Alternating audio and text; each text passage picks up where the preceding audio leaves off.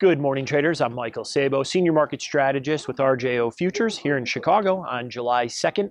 Bringing you some commentary here in the energy market. So let's get started. We've got August crude prices here, trading a bit weaker here so far this morning.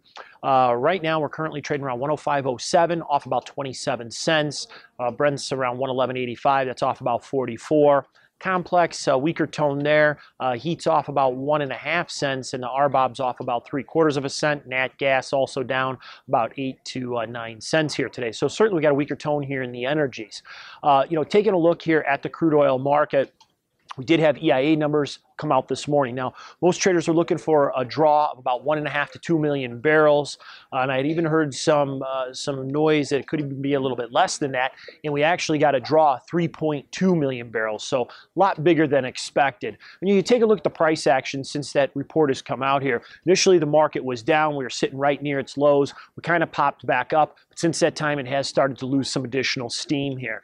My overall opinion of the market is, I think you take a look at those technicals and the overall technical picture there, we've been seeing lower lows, lower highs. I think this market is struggling to gain any ground back up to the upside. The fear premium, I think, has already been built into the market. Granted, that could change very quickly with the situation in Iraq. We know we still have problems, obviously, in Libya. Middle East oil has been, the cash market has been a little bit weaker here recently. And something I pointed out in a couple previous posts, Saudi Arabia has already said, if need be, they would go ahead and step up oil production to go ahead and cover any shortfalls out of Libya or anything out of Iraq. So I really don't think we have a real supply crunch going on here.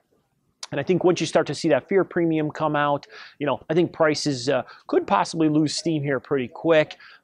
Initial target right now down around the 102 area, right around the 50-day moving average. I think that's a key area that traders should be looking for.